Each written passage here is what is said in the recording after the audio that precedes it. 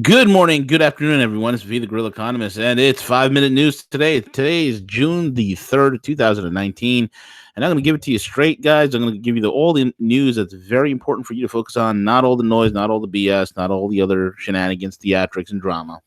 Also, real quick, check us out on, actually, just get this is what you need to do. Get over to my Patreon, join it, because there's going to be some real exclusive content, real amazing information that's being put there on the Patreon. So go ahead there and check it out. The link is in the description box. Be there or be square, man. Be there or be square. Today's going to be pretty interesting because some of the things I'm going to be talking about, I'm going to get real in depth on it right on the Patreon. So you guys need to go there and join. Join. You're going to get the best geostrategic information that I don't speak about anywhere right over there, and go talk to some of the people that are over there. It will blow your mind away. These guys are getting the best stuff for so little. It's ridiculous. So check it out. Anyway, guys, let's start off with the news. You probably heard about this. Maybe you did. Maybe you didn't. But let's let's bring this up. Very interesting to say the least. Very interesting to say the very least, folks. We have right now. We kind of knew about it. We kind of you know we kind of knew about it, and we knew it was there. But guess what happens? A large group of 116 Africans were arrested at the U.S.-Texas border, the U.S.-Mexico border in Texas. 116 Africans Thursday after waiting to the Rio Grande to enter Texas. Isn't that crazy? Isn't that crazy? Border officials in Texas say a group of 116 were arrested. The migrants were from Angola, Cameroon, and other African nations, include the families with children, young people who are not with relatives. Young people who are not with relatives. It's crazy. First large group of that these agents in Del Rio sector have arrested, although big groups have been showing up every day in other areas in the southern border. Agents have encountered 182 large groups. That's basically, folks, people with 100 or more people within that group. That's massive since October. Since October. It's unclear if these migrants in Texas were seeking asylum, but the agency is still processing them. U.S. authorities are overstretched, overwhelmed, an unprecedented surge of Central American families arriving at the southern border. It is an invasion.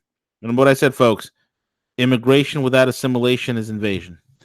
It is against the backdrop that President Donald Trump threatened this week to slap tariffs on goods from Mexico unless it cracks down the flow of migrants. On Wednesday, for example, Border Patrol agents near downtown El Paso encountered a group of 1,036 migrants who had entered the country illegally, the biggest cluster the agency has ever seen. At one point in May, the government holding cell designed for 35 migrants were crammed with 155, and 6 children have died in U.S. custody since September, 3 in the past month. And of course, the Democrats don't give a rat's ass about these kids dying, but they'll use it in a soapbox. They'll say, "Oh, look, the kids are dying. Oh, such evil, such hatred, blah blah blah, so on and so forth." And that's the craziest thing, folks. That's the craziest thing. Switching gears real quick, we have, of course, you also the cruise ship collide on the port. That was pretty interesting. But here's some other things that are happening. Some other ships that are colliding. While everybody's looking at a cruise ship in Venice hitting the docks, and oh my God, what a disaster! How about this? U.S. forces blow up 3 oil tankers in Syria, enforcing the oil embargo. Did you read that? Did you read that, or are you worried about the cruise ship in Venice hitting the port? U.S.-led forces have blown up 3 oil tankers in Syria as the United States increases its pressure on Syria by thwarting oil trades between the PKK and the YPG, which is the Kurdish rebels, and Assad's regime, according to local sources quoted by several media sources. Now, you got to understand, the YPG and the PKK were all part of the U.S. operations at one point. Now they decide, hey, you know what? Since Assad has already won Syria and we're just a bunch of nomads called the Kurds, we just let's trade in oil. We'll buy you some of the oil. Not at all. The that area of Syria, Assad was pumping out 136,000 barrels per day. Look at that. That's the real ship that got hit. Proof that metrics don't matter, folks. Here's the proof that metrics don't matter. Treasuries are on the biggest rally since 2008 as the Fed rate cut scene. The Fed rate cut is going to happen. What did I tell you? What did I tell you months ago? Come on. Been there, done that, got the t-shirt, listen to the gorilla. Look, just as I said, this is a proof positive there's going to be a rate cut. Treasuries are booming right now. Investors are chasing bond yields lower at the fastest pace since the global financial crisis on the conviction that the Federal Reserve will cut borrowing costs to contain the fallout from trade tensions. And of course they will. Of course they will. You understand? I'm going to get into it in my Patreon. I'm going to show you exactly the strategy of this trade war and what it's doing to boost the dollar, what it's doing to boost the bond market, which was on the verge of collapsing and imploding. Now it's rip-roaring, folks. It's rip-roaring. So it's very interesting to see the least.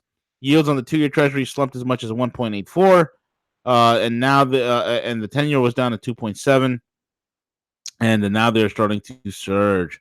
Metrics don't matter, folks. So that's your 5-minute news gap of the day. If you want real in-depth information and you want to get into the meat and potatoes of this whole entire thing, check me out on the Patreon link right below. Join it. Don't hesitate. This is the Gorilla. Over and out.